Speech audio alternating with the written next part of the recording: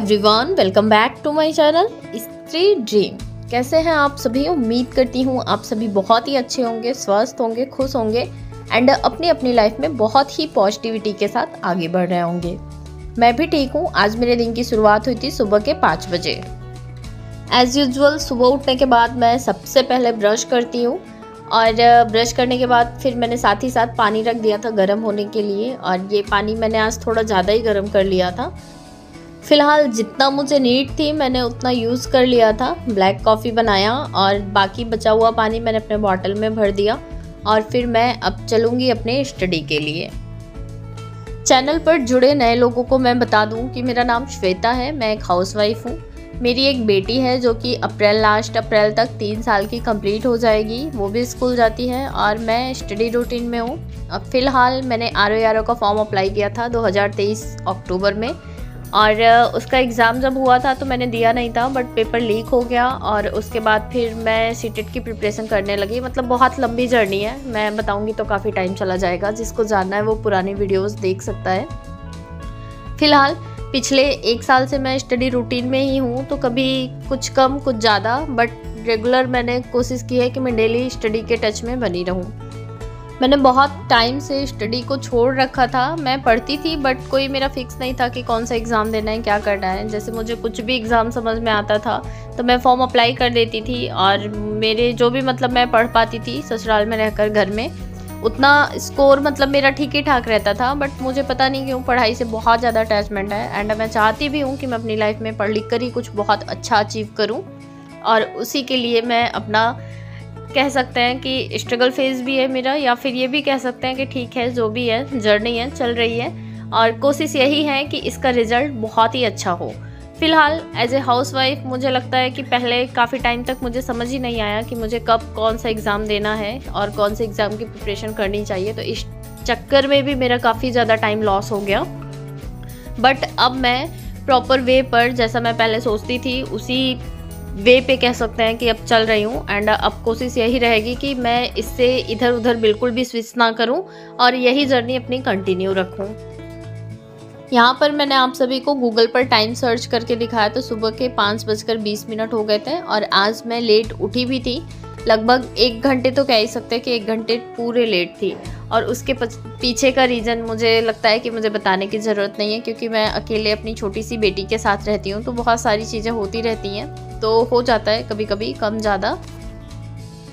फ़िलहाल मैंने अपना टाइमर रीसेट कर दिया था और गूगल पर मैंने टाइम भी आप लोगों को दिखा दिया। और उसके बाद फिर मैं आज अपने सुबह के स्लॉट में स्टार्ट की हूँ पढ़ना ज्योग्राफी।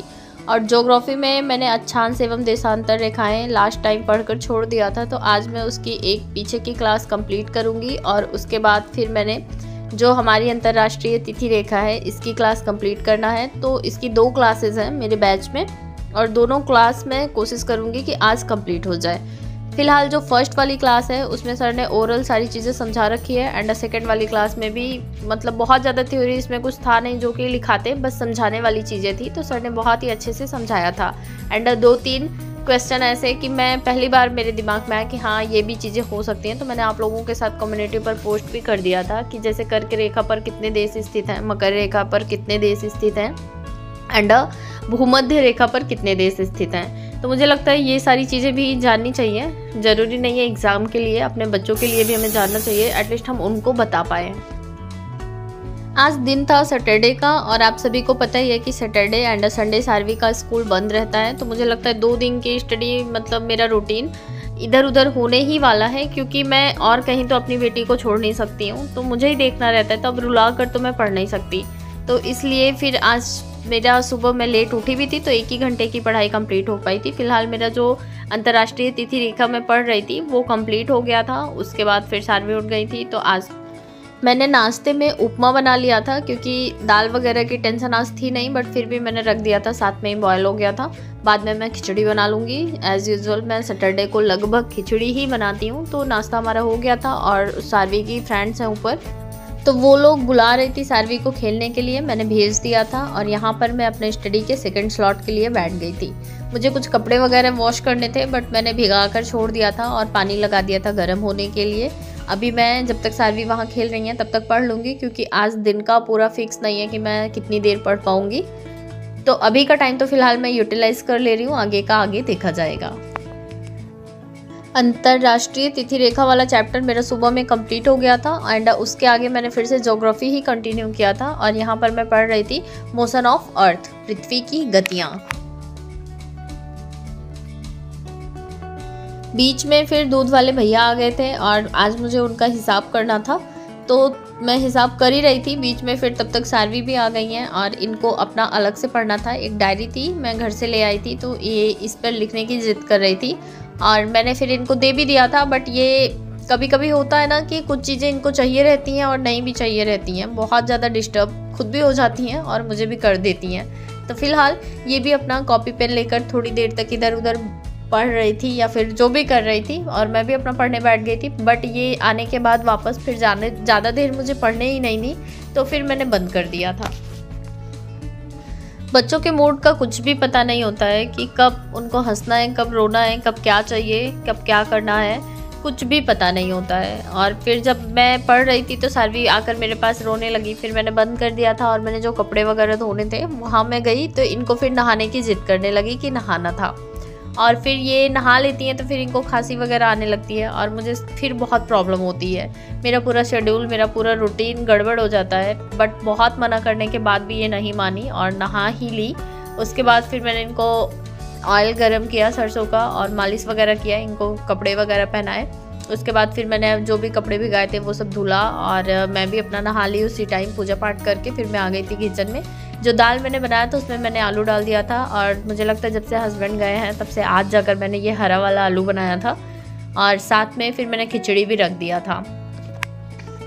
नहाने के बाद सारवी नीचे चली गई थी खेलने के लिए। सारे बच्चे आजकल सबके पेपर चल रहे हैं, एग्ज़ाम, तो किसी किसी का रहता है, किसी किसी का नहीं रहता है, तो नीचे खेलते रहते हैं और आवाज़ आती है तो ये भी भाग कर जाती है। और सबसे बड़ी प्रॉब्लम ये होती है ना कि ये जाती तो हैं वो ठीक है, बट हर 5 मिनट पर रोते हुए वापस आती हैं और जिसकी वजह से मुझे इतनी ज़्यादा इरिटेशन होती है कि मैं क्या ही बताऊँ। फ़िलहाल मैनेज करना पड़ता है। और फिर तब तक मेरा लंच भी बन गया था। ये बहुत ज़्यादा रोई हैं नीचे से आकर। किसी बच्चे ने इनको एक थप्पड़ भी मार दिया था और मुझे सच में पता नहीं क्यों बहुत ज़्यादा गुस्सा आ जाती है। मैं खुद चाहे जो करूं, बट अगर कोई और करता है कुछ भी बच्चे को, मुझे लगता है सबके साथ होता होगा, तो बहुत ज़्यादा गुस्सा लग जाती है।